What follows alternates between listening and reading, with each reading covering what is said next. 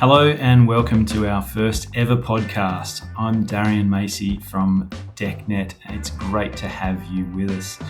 We launched the website decknet.com.au back in October, and shortly after that a YouTube channel, DeckNet TV. So this podcast will hopefully be something to accompany that and help to provide a different format to get information about the defence estate. It's something that I've been thinking about experimenting with for some time, so here goes nothing. Today's discussion is going to be about the Defence Estates strategic update that I attended last Friday, the 24th of November. It's a presentation to industry by Pat Sowry, and I'm going to be talking to my old friend Simon Neilsen, who's from Shamrock Civil.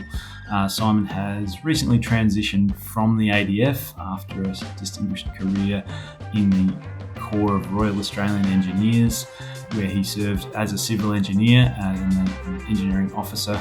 He's now based out in Townsville. Simon's kindly agreed to join me on this journey. Before we get into it, I just wanted to give a shout out to WT Australia, who is making this podcast possible. They are the cost planners, cost consultants, responsible for some of Australia's largest defence projects, Riverina redevelopment, Fisherman's Bend redevelopment, and Project Phoenix, to name just a few of the projects that they are contributing to.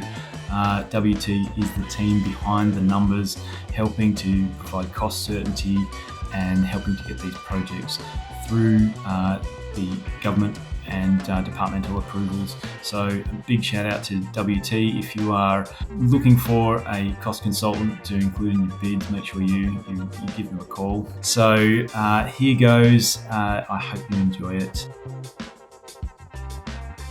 Today I've got special guest here, Simon Neilsen from Shamrock. And Simon, we're going to be talking about the briefing that we received last week from acting First Assistant Secretary Pat Sowry, formerly the Assistant Secretary Estate Planning, but he's stepped up the job into the big job while Dan Fankhauser is off working on the Estate Audit. So FASI, his a FASI, I guess you'd say, is his current term, but Pat gave us a presentation as part of the Security and Estate Group's November update. So the second update we've had this year. The last one was back in June, and it looks like that's going to be a twice annual update moving forward. That was one of the points that Pat made. But before we get stuck into it, welcome, Simon. Thanks, Darian. Cheers for having me. Great to have you. And you're down in Canberra for the week. I jumped in the car and drove straight back here to Sydney on Friday, but you stuck around. Yeah, mate. Yeah, no, we had a bit of a look around Canberra this week, and just decided to have a bit of a look at the Space Summit and see what was involved with that one as well. Yeah, and I've grabbed you early this morning because I know after a day of Space Summits, you're going to be pretty cooked this afternoon. So. Bright and early. Yeah, that's all right, mate. No dramas at all. It's always nice to get up bright and early and start the day with a bit of something unusual.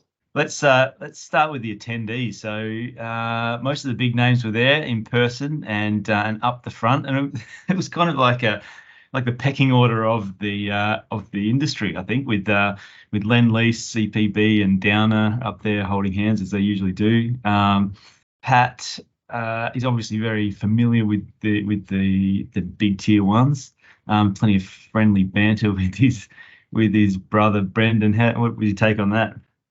I think it's we've been to a couple now, and that seems to be a common trend. They like to have a bit of a little bit of niggle before the formalities of the conference. So it's always a bit of an exciting, I suppose, part of the day. And then ADCO's clearly climbed a few rungs by recruiting Pat's old colleague Matt Galton, as well as Mike Renaudo up there. Who else do we see? The built guys were there, a few rows back. Anita Barella from Sitzler. I've not met Anita, but she certainly speaks very well. A few notable absentees, though. I didn't see Lang O'Rourke or Multiplex there, did you? No, I didn't see him there, but I still think there was I think the showing demonstrated that the industry is still very interested, and they're excited to see what future works are likely for CFI. So no PMCAs though from the panel. I thought, which was a shame.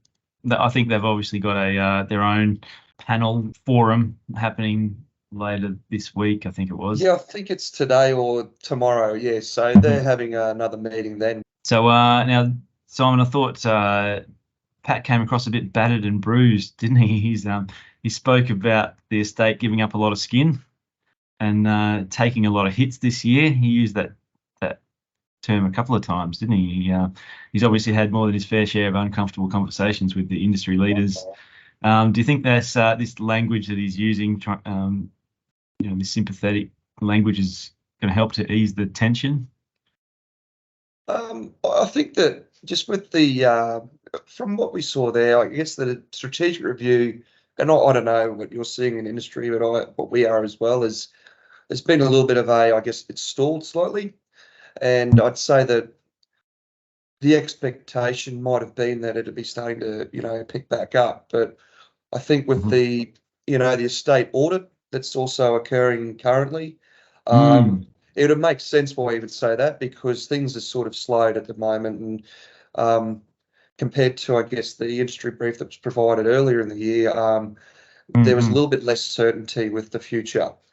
And I guess that's all hinging around, these two big pieces of work that are they're about to be released, aren't they? Yeah. So once those come out, and I guess CFI's had the opportunity to regroup, then we'll get some more information, hopefully.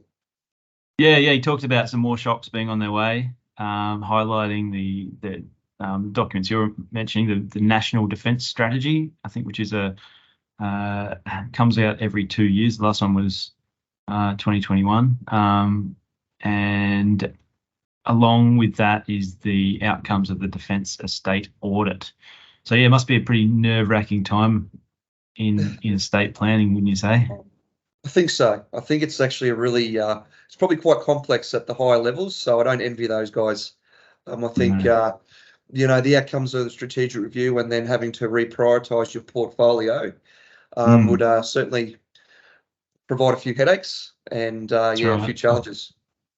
Telling some of your big contractors that we don't have the budget to follow through with what we've promised or what we've agreed to. I can say that'd be pretty uncomfortable. And you mentioned, I think it would be too, and there'd be a couple of it'd be a fairly robust conversation. Yeah, but I think his language was we're all in this together. Yeah, we've got a bit of a bumpy road, but looking forward to the March-April timeframe when that the integrated investment plan is said to be released or expected to be released, which will include the infrastructure component and give hopefully a bit more certainty for the road ahead. It's a pretty tight time frame, I think, judging by the the scale of requirements, I guess, to come up with a solution. So it'd be very interesting to see if that time frame's met. It's going to be quite a interesting, I guess, piece to see what falls off the wagon and then what picks up. So noting that it's probably not going to be infrastructure only. There's other things too that could be involved in the or cross leveling of funding.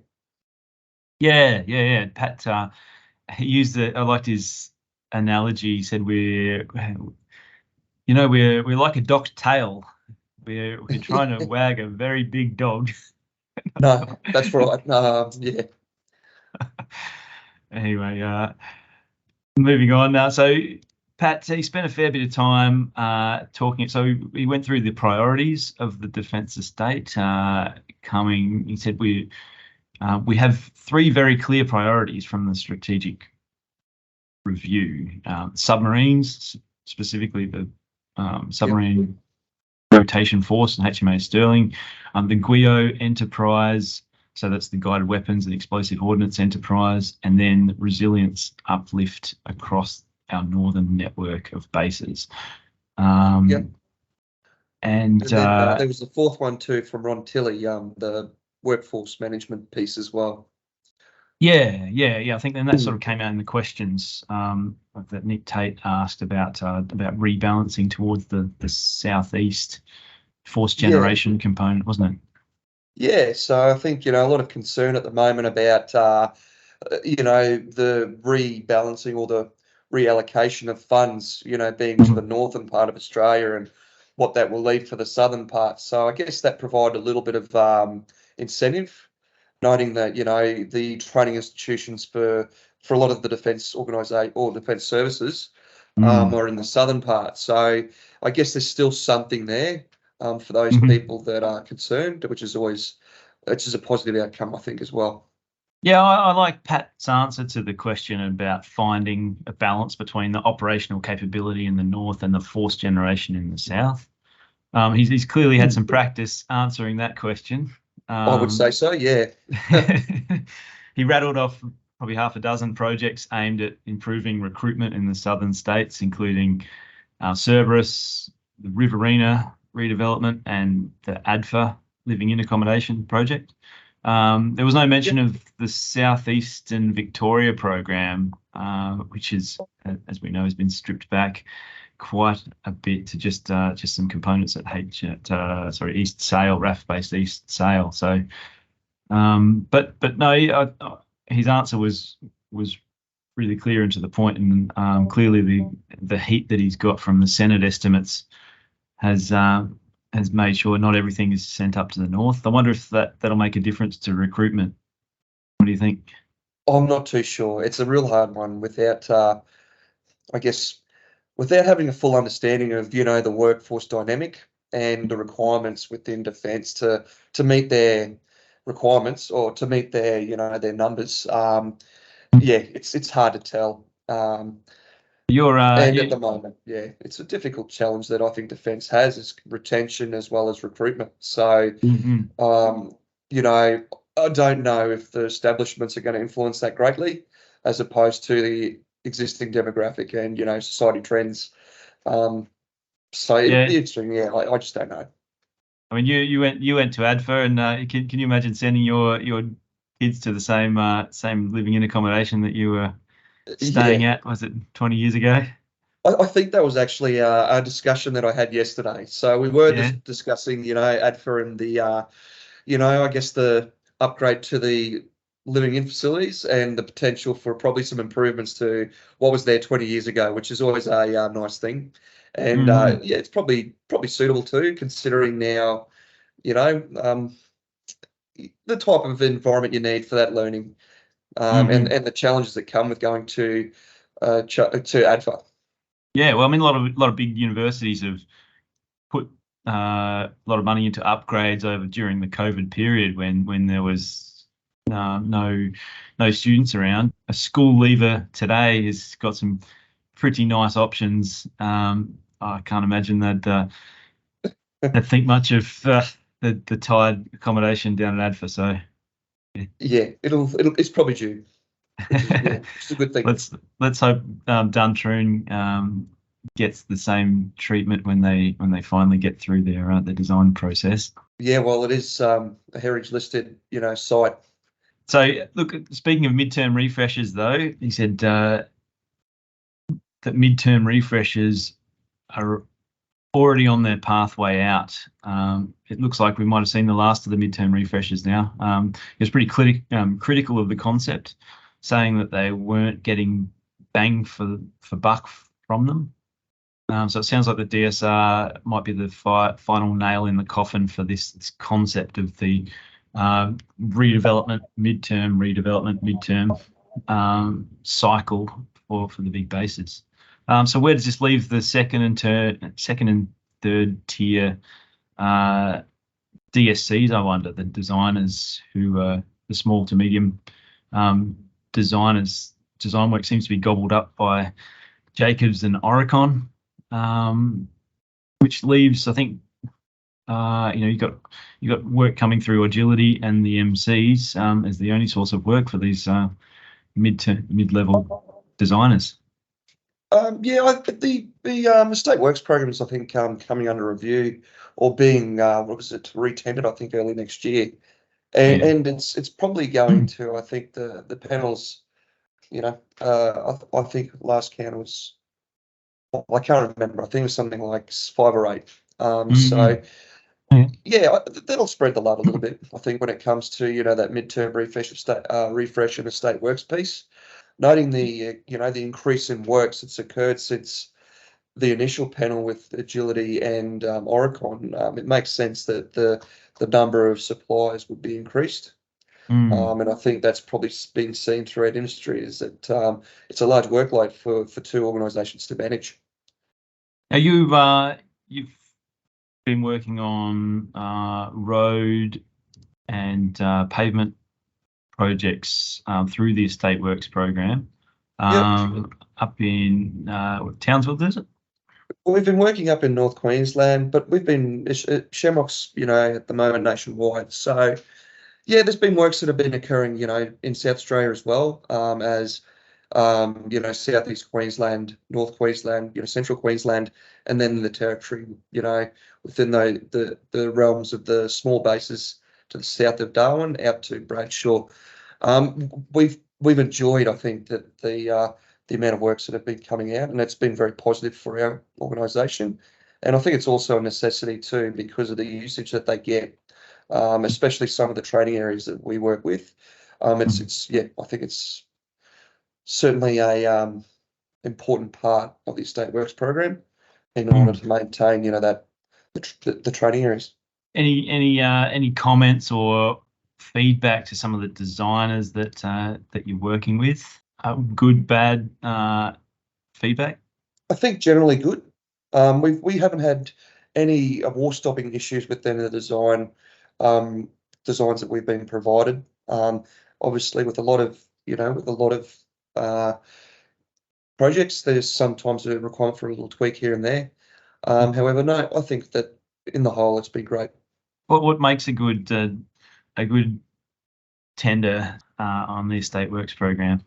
You've got to provide, I guess, a strong case that you understand the challenges of the program and you have the requirements to meet them, which is the same with everything that we tender around defence. You need to really prove that, your organisation has considered the complexity of the issue, as well as demonstrates, the ability to overcome that complexity and deliver a great product for defence, as well as reducing the amount of, burden on defence as well. So, when we do talk about range usage and things like that, there is always going to be confliction. So being able to minimise, the challenges that defence has to try and manage is also something that is very important to making sure that the whole process through the project is smooth running and is successful, was the word I was looking for. Yeah, it was interesting that for the first time, at least since I've been attending these, this was a combined briefing between Infrastructure Division and Service Delivery Division. So Infrastructure Division, who deliver these large capital works programs, and then Service Delivery Division, so the Estate Works program. I thought it was a nice idea, but could have been better executed. And I think by trying to please everyone, they failed to go deep enough to really satisfy either audience. Would you agree with that? I wouldn't 100% agree. I think that it was a good idea, and I'd retain it. I guess it just needs to be tweaked. The only thing I would suggest, I think, that could have been probably changed would be just the synchronisation of delivery. So you do have your big players in the room that want to, want to hear about the CFI-related works, and then you've got your small to medium enterprises like us at Shamrock that, that have a large interest in the Estates Works program, as well as CFI's, portfolio. So I guess if I could if I was able to provide one recommendation, it'd just be probably changing the order of delivery, so that if those guys don't want to listen to the estate works program component, then that could be at the latter stages of the briefing, so that they have the opportunity to network outside while the smaller guys have a bit of a yarn and a bit of a look at what's coming up. Other than that, I think the idea is there, and it's certainly worth keeping, because it means that everyone can sort of come down to one meeting, because we all travel from interstate and that sort of thing, and it's all provided at one time. So I definitely would sustain. I guess we just want to make sure that everyone's interest is retained throughout the presentation. So you're saying have a conference, full day conference maybe, where it happens at the same time. People get together in Canberra perhaps, but have some different sessions. So maybe infrastructure in the morning, estate works program in the afternoon. So you can stay for the whole thing, or you can mix and match. Potentially, yeah. As a start point, I think it was close to the mark, so that's a good thing. It's just a matter of tweaks now. But it's something to give everyone a bit of a look in. One of the key things with these briefs as well is actually providing the opportunity for your small to medium enterprises to interface with some of those larger tier 1 companies, or even the tier 2s. So you do want to make sure that that's retained, and you do want to try and encourage industry to come to these events so that they can have that face time, because it's one of the important parts of having successful outcomes when you're delivering these works, is actually having that rapport. So that's one of the most important parts of these meetings as well. That's that networking and cross-pollination is so important. And Pat spent a bit of time plugging the Collab X event that is going to be happening at the end of February next year, the 29th of February. So that's run by Consult Australia. It's the second time it's being run. And the Australian Contractors Association will be running a networking event the night before, so the 28th of February. What do you think of that? Dangerous, but no, that's a great, I think it's a great thing too. It gives everyone an opportunity to come down. I was lucky enough to attend CoLabX this year, and I think it was certainly a worthwhile event. It's directed at construction industry, and then delivering to defence, which is great.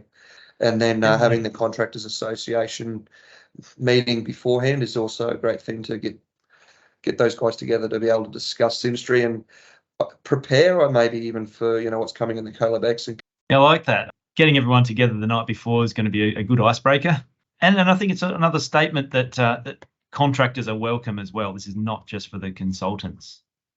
Yeah, that's great, and that's good, because it means that we're collaborating, and as an industry, which is good. Yeah, and I hope it attracts some of the sub consultants and the sub consultants who provide really important services, because it's those good ideas come from those. I think there was a great example at CoLabX this year. So I have to apologise to the guys, because I did meet them. Sorry, just can't remember your organisation, but they attended CoLabX, and I think they did discuss some of the challenges that they were experiencing, trying to break in industry. And I think the room was quite empathetic to their situation. And it certainly built, I think, that, collegiate approach that we do have.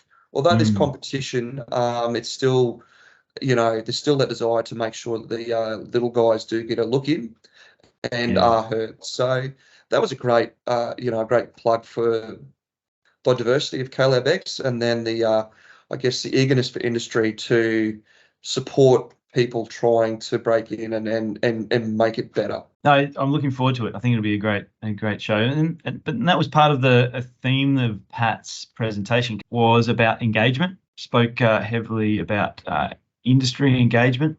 Another thing he said was there was an online question about how the Estate Works program had done the roadshow around the country that had been really well received.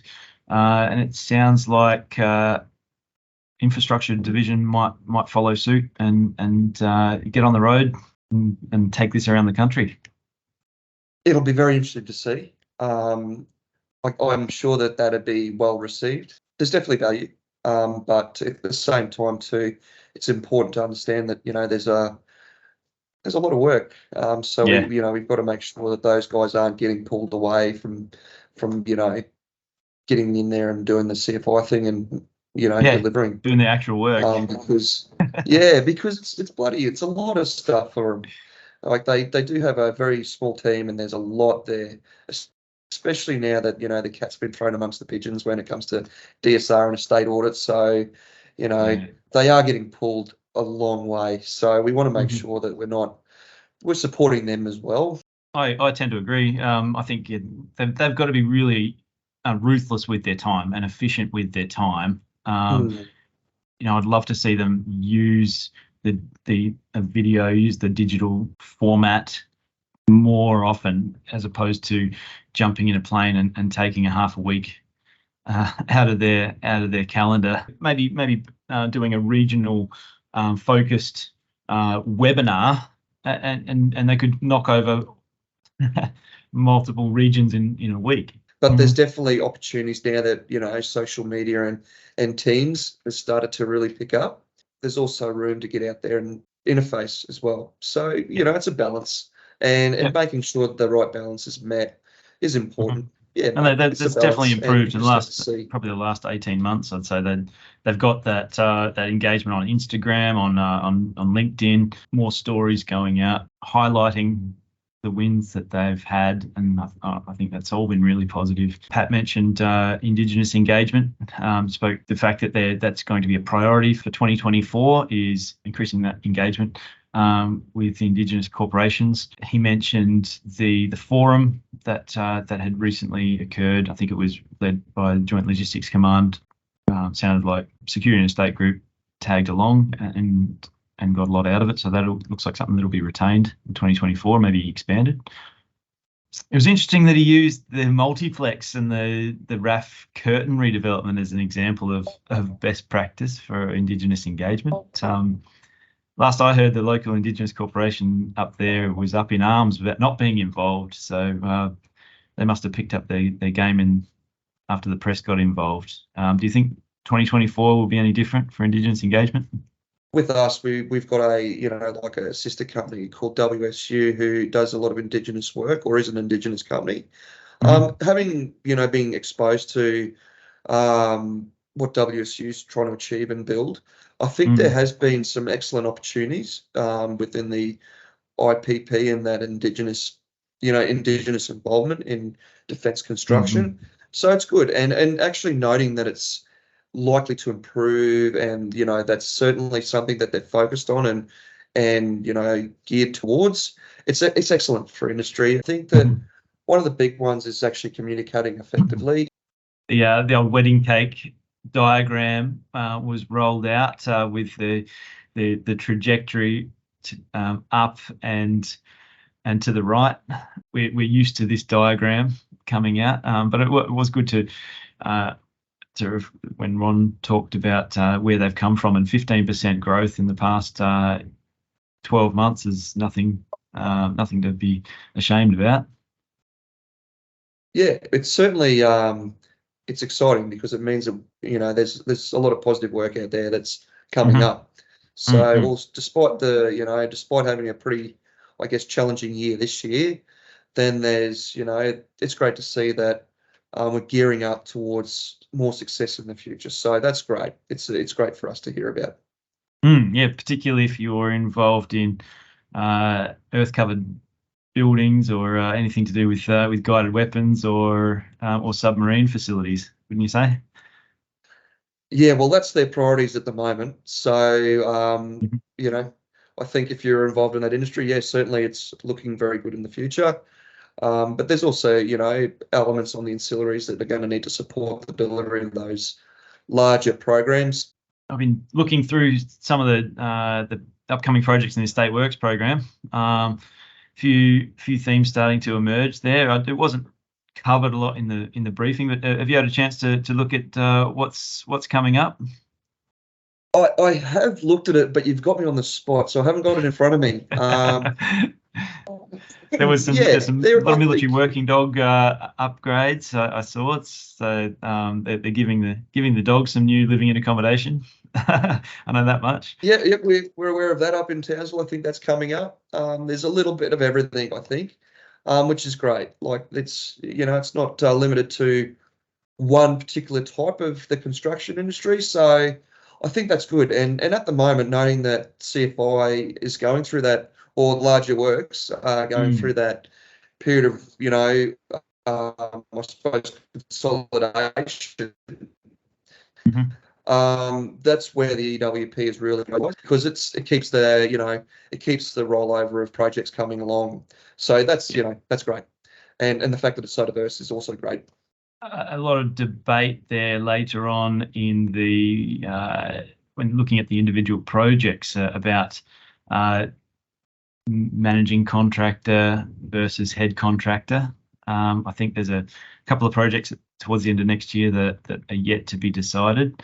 One was it Harold Holt, Yep, Harold E. Holt over in Western Australia, and also the uh,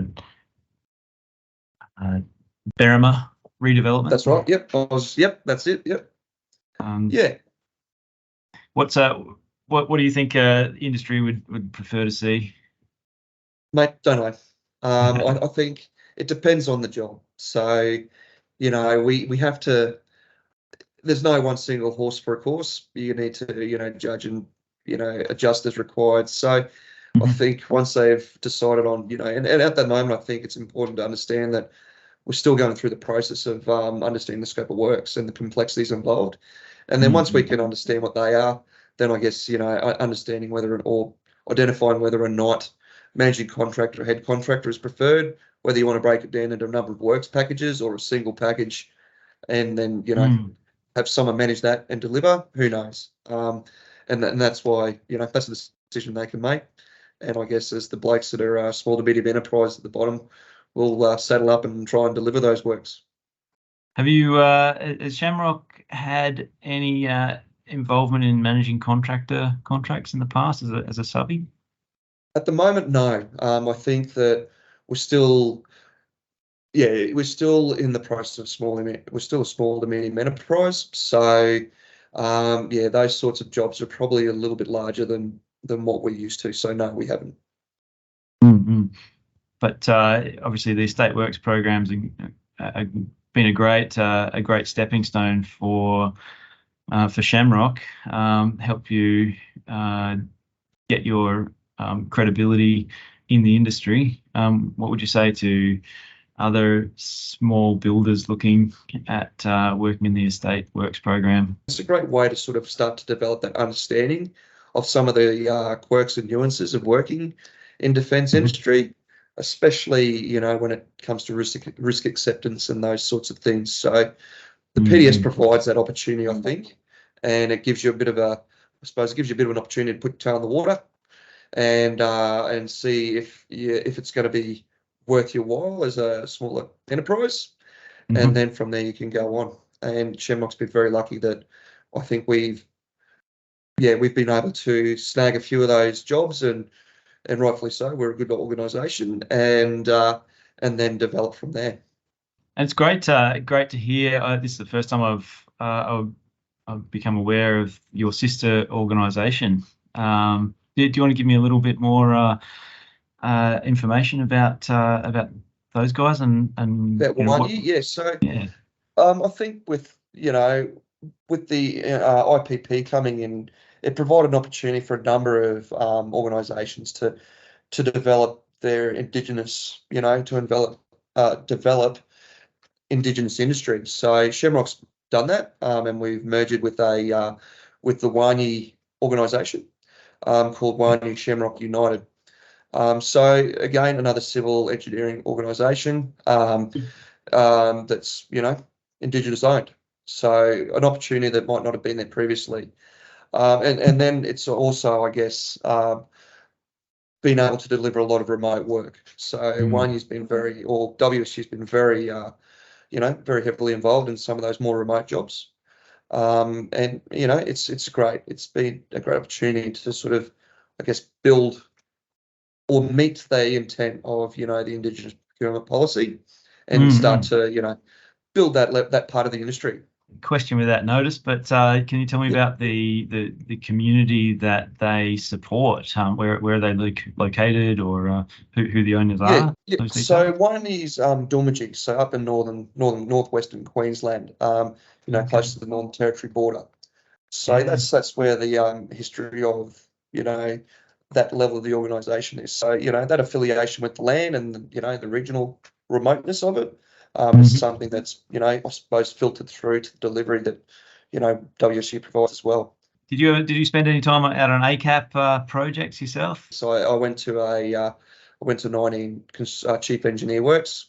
Yeah. And I was the one that oversaw the delivery of ACAP when a bit later on in my career.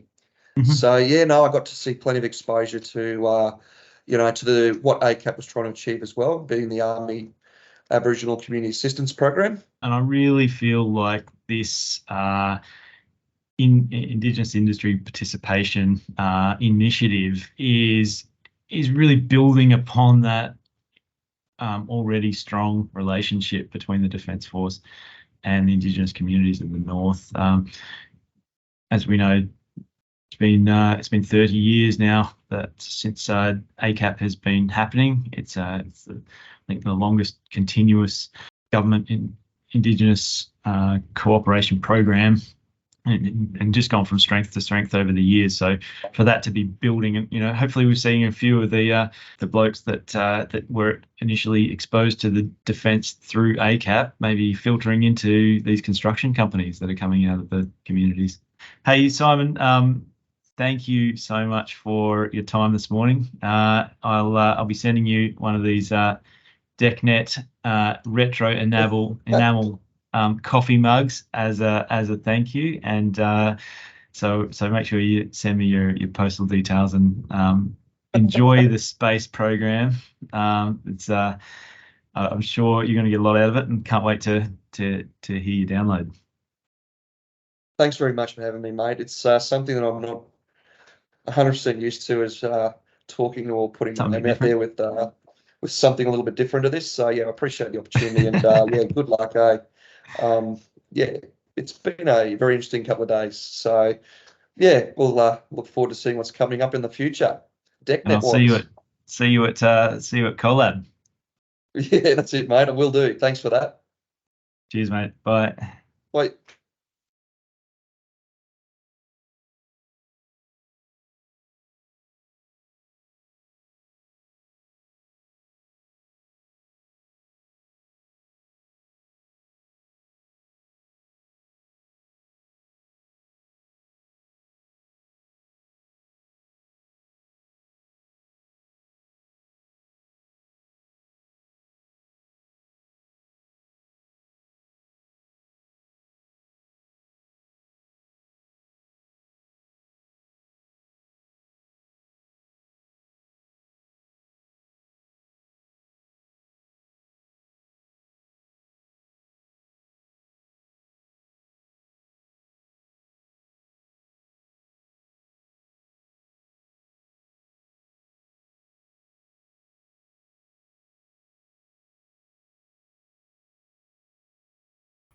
Hello and welcome to our first ever podcast. I'm Darian Macy from DeckNet. It's great to have you with us.